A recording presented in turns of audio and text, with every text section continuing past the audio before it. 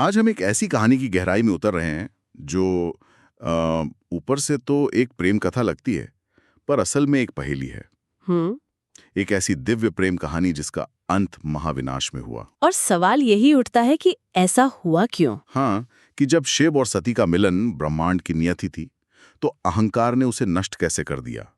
और उससे भी बड़ा सवाल कि उस विनाश की आग से अर्धनारीश्वर जैसा रहस्य कैसे पैदा हुआ। बिल्कुल, एकता का वो सबसे बड़ा रहस्य। यही इस कथा की सबसे दिलचस्प बात है।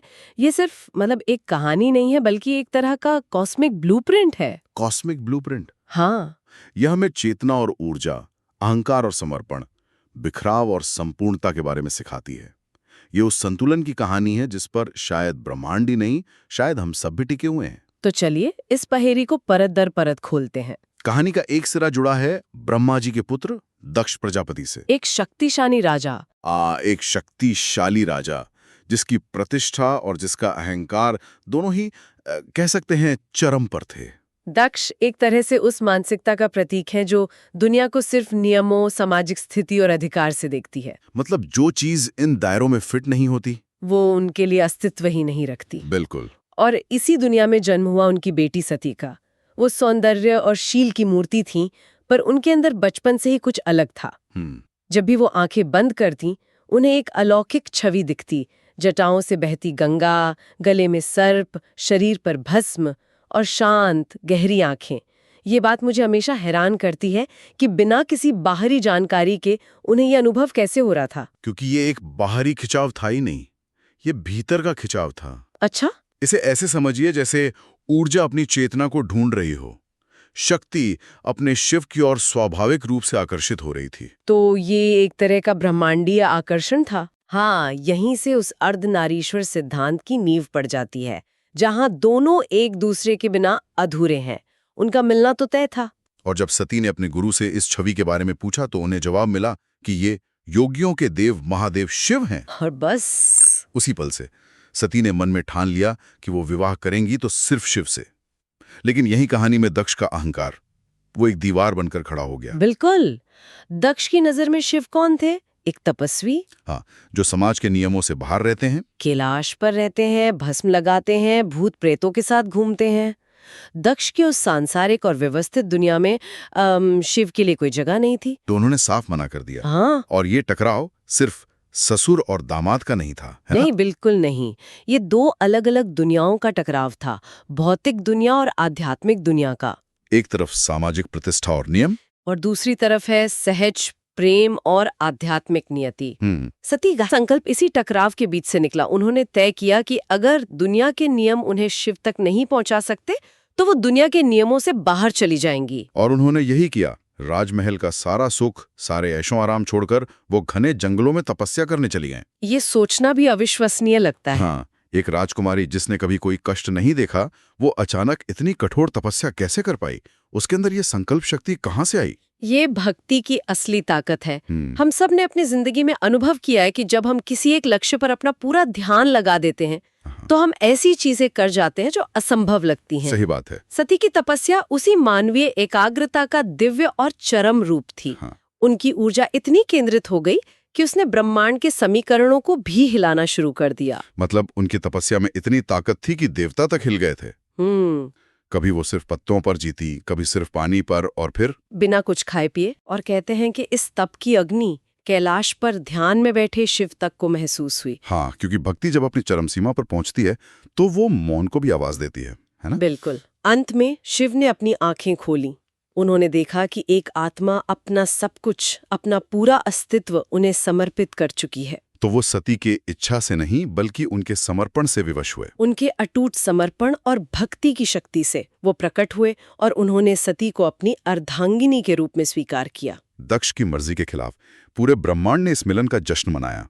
शिव और सती कैलाश पर्वत पर रहने लगे और उनका जीवन एक संपूर्ण संतुलन जैसा था। हाँ, एक तरफ शिव का गहरा वैराग्य और स्थिरता, और दूसरी तरफ सती का प्रेम और कोमलता। ये सिर्फ एक शादी नहीं थी, ये दो अलग अलग ऊर्जाओं का एक होना था।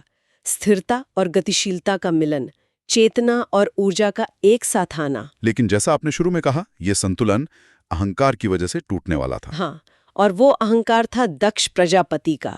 उन्होंने एक बहुत बड़ी यज्ञ का आयोजन किया। उस यज्ञ में उन्होंने ब्रह्मा, विष्णु, इंद्र सभी देवताओं को बुलाया, सिवाय 2 लोगों के। सिवाय शिव और सती के। और ये कोई भूल नहीं थी, ये जानबूझकर किया गया अपमान था। ये सिर्फ अपमान नहीं था, ये अपनी सत्ता का प्रदर्शन था। दक्ष दुनिया को ये दिखाना चाहते थे कि उनकी नजर में शिव का कोई स्थान नहीं है। कि सामाजिक नियम आध्यात्मिक सत्य से ऊपर हैं। बिल्कुल। जब ये बात सती को पता चली तो वो बेचैन हो गई।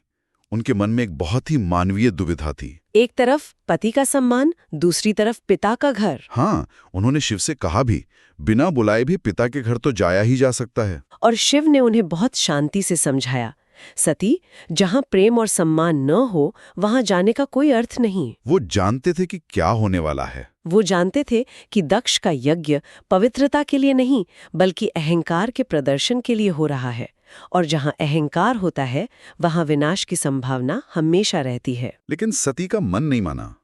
शायद उन्हें एक उम्मीद थी कि शायद उनके जाने से सब ठीक हो जाएगा। हाँ, वो अकेली ही यज्ञ में चली गईं।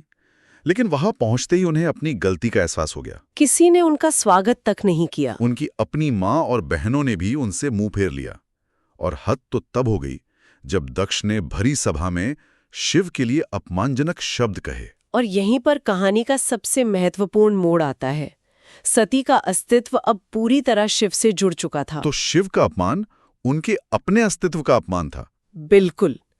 दक्ष ये नहीं समझ पाए कि वो जिसे तुच्छ तपस्वी कह रहे हैं वो उनकी बेटी की आत्मा का आधार है। वो यज्ञ जो पवित्र होना चाहिए था अब सिर्फ एक अहंकार का मंच बन चुका था। वो अपमान सती के लिए असहनीय था। उनका दिल टूट गया। उन्होंने अपने पिता की आंखों में देखकर कहा, पिताजी, आप महादेव का अपमान नहीं कर रहे, आपका अहंकार कर रहा है। और फिर उन्होंने वो निर्णय लिया, जिस शरीर ने मेरे शिव का अपमान सुना, मैं अब उस शरीर को धारण नहीं कर सकती।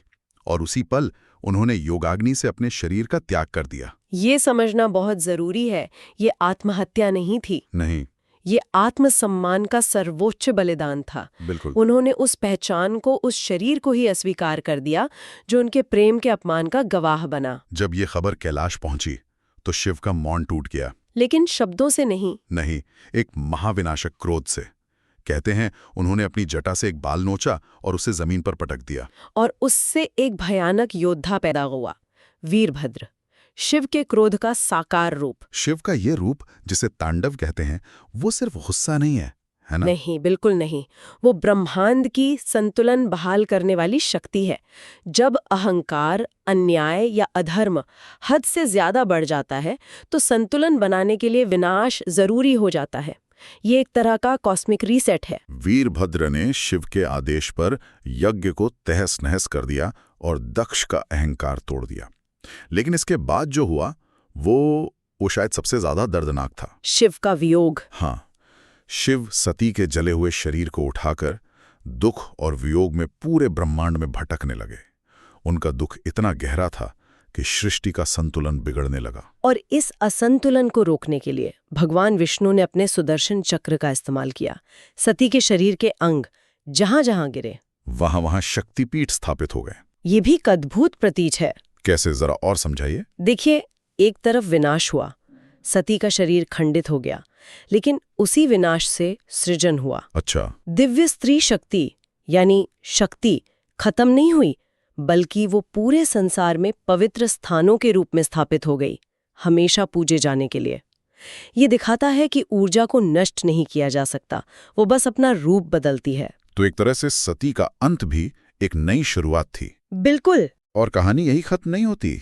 सती ने पर्वतराज हिमालय के घर पार्वती के रूप में दोबारा जन्म लिया। और इस बार फिर उन्होंने कठोर तपस्या करके शिव को दोबारा पाया। लेकिन इस बार का मिलन पहले से अलग था। इसी मिलन से अर्धनारीश्वर का वो गहरा रहस्य सामने आता है, जिसकी बात हमने शुरू में की थी। बिल्कुल।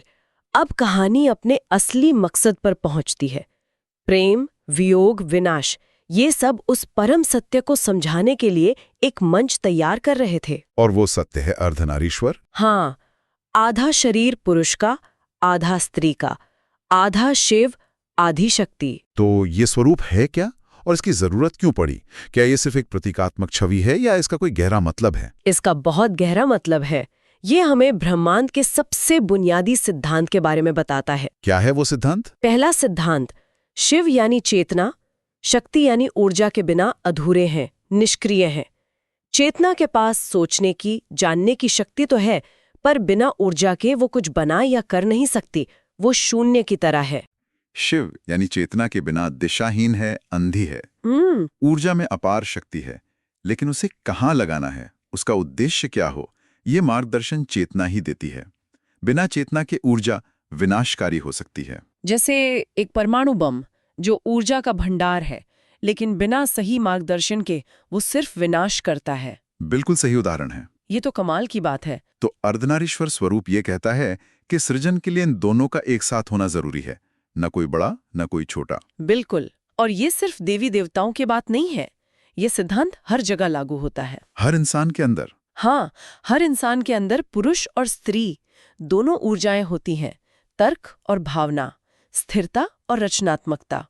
जब इन दोनों में संतुलन होता है, तभी एक व्यक्ति संपूर्ण महसूस करता है।